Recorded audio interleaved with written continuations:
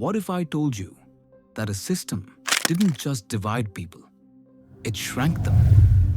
In the name of pure blood and sacred lines, an entire civilization's strength was drained.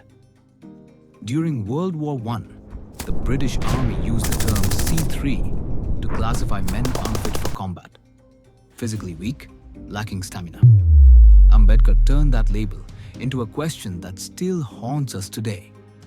Were millions born unfit, or were they made unfit by centuries of oppression?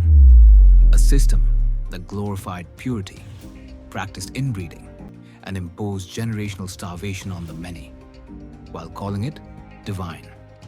Welcome to Enlightened Science, where we expose myths, trace their roots, and reclaim the truth buried beneath superstition. This is the story of caste's great lie and its devastating cost.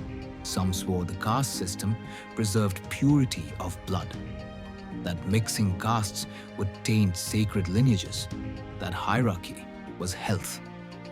But Dr. B.R. Ambedkar shattered this illusion, exposing what he called a social madness cloaked in pseudoscience. Ethnologists today confirm there is no pure race anywhere in the world, least of all in India, a historic crossroads of migrations.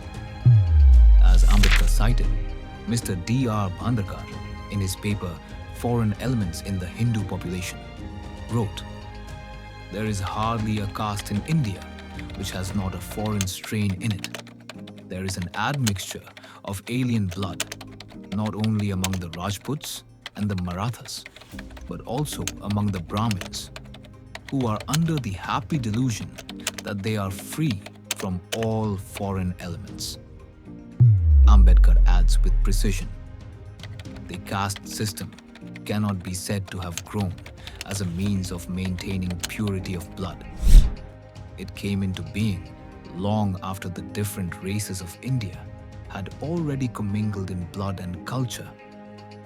He challenges us further to hold that distinctions of castes are really distinctions of race, and to treat different castes as though they were so many different races is a gross perversion of facts. What racial affinity is there between the Brahmin of the Punjab and the Brahmin of Madras? What racial affinity is there between the untouchable of Bengal and the untouchable of Madras? What racial difference is there between the Brahmin of the Punjab and the Chamar of the Punjab? What racial difference is there between the Brahmin of Madras and the Priya of Madras? And he dismantles the myth with one unflinching line. The Brahmin of the Punjab is racially of the same stock as the Chamar of the Punjab, and the Brahmin of Madras is of the same race as the Priya of Madras. Caste is not a matter of race. It is a social prison, built on the dangerous lie that people are born with different worths in their blood. A lie that trapped millions in chains of falsehood, division, suffering, and silence, exacting caste's devastating cost. If caste was about breeding strength, why did it produce weakness? Caste defenders claimed it was India's eugenics, designed to engineer superior offspring. Dr. B.R. Ambedkar called it an immense lot of nonsense.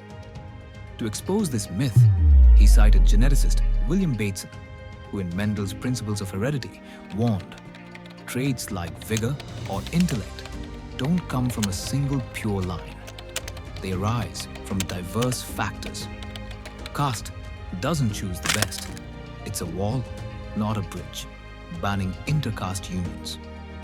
Modern science proves Ambedkar and Bateson right.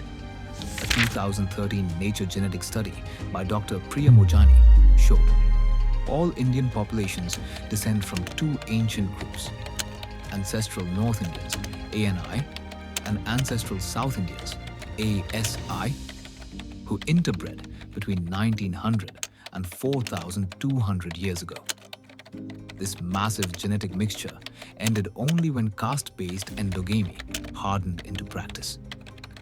Even the most isolated tribes and highest castes today share common DNA from this ancient mixing. As scientists now say, there is more variation within castes than between them. Another landmark study, Reconstructing Indian Population History by David Reich et al., 2009, confirmed. Nearly all Indian caste and tribal groups descend from the same two ancestral populations. No caste in India can claim a pure or unmixed genetic origin. Genetic divisions today stem from thousands of years of social segregation, not biological difference.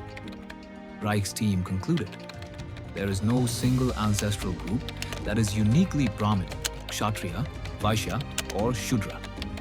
All are products of the same mixed history. This science demolishes the lie that castes are separate races. They are artificial boundaries drawn on one shared genome. Caste is not a biological system, it's a social lockdown imposed long after India's genetic foundation was laid, chaining a nation to division and weakness. And what about subcastes? If caste was meant to preserve pure blood, why are there thousands of subcastes, each refusing to marry or even eat with one another? Brahmins won't marry Kanyakub's Brahmins. Marathas won't marry Kunbis. Why?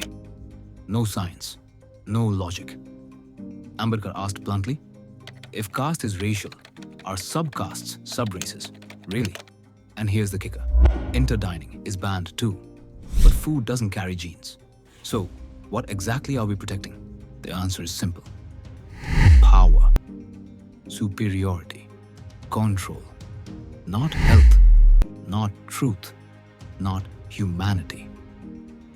Now comes the most brutal revelation. Ambedkar once warned, a tree must be judged by the fruits it yields. So, what did the caste system yield? A society so broken, so biologically depleted, that Ambedkar described its people as a C3 nation. Stunted in body, drained in spirit, unfit for defense. C3 was a British army term for those rejected from combat, deemed physically unfit. But Ambedkar didn't just borrow the term, he weaponized it. He used it to expose caste's deepest wound, that centuries of social cruelty had turned into physical decline. Why were so many so weak? Because caste had already waged war, not just on dignity, but on the body itself. Dalits, Shudras, and Adivasis endured starvation, backbreaking labor, and medical neglect for generations. Their bodies weren't born frail, they were systematically broken. Even upper castes, trapped in the dogma of ritual purity and inbreeding, saw their vitality wither. Ambedkar's words cut deep. Physically, Hindus are a C3 people, a race of pygmies and dwarfs, stunted in stature and wanting in stamina. But he made one thing painfully clear. This was not nature's doing. It was caste's cruel design. Caste does not reflect the eugenics of modern science. It reflects the arrogance and selfishness of a perverse section of Hindus who had the power to impose it and called it divine. Ambedkar's vision clears the fog. Caste isn't sacred. It never was. It didn't uplift. It crippled 90% of a nation. It left India physically and morally stunted. But now, science affirms what Ambedkar declared. We are not fragments of different origins, but threads of one shared fabric. Let us abandon this ancient illusion, not with anger, but with reason's clarity, compassion's courage, and science's light. Let us build a world where no one is held lower by lies, but lifted by the dignity of our shared humanity. This is enlightened science, a revolution born of truth. When you look at genetic data from India, almost everybody is on a gradient of ancestry with two poles, what we call the ancestral North Indians and the ancestral South Indians, with very few exceptions. The exceptions are people with your last name, Patel. Oh, yeah? So what happens in India looks like a population in the process of mixture, but that froze. And the freezing happened 2,000 to 3,000 years ago, and it froze because of cultural change. The cultural change happens, which locks in the caste system, and people freeze and they stop mixing very much. And so what you see is instead of people collapsing to a point, which is what you see in Europe, you see this gradient forming and it's stable. And because of the enduringness of the caste system, which is documented in the early texts like the Rig Veda, you actually have a snapshot going back a couple of thousand years without this continuing change. If this truth stirred your soul, share it.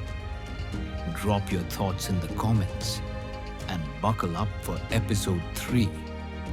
Where we unravel more myths that divide us. Stay enlightened.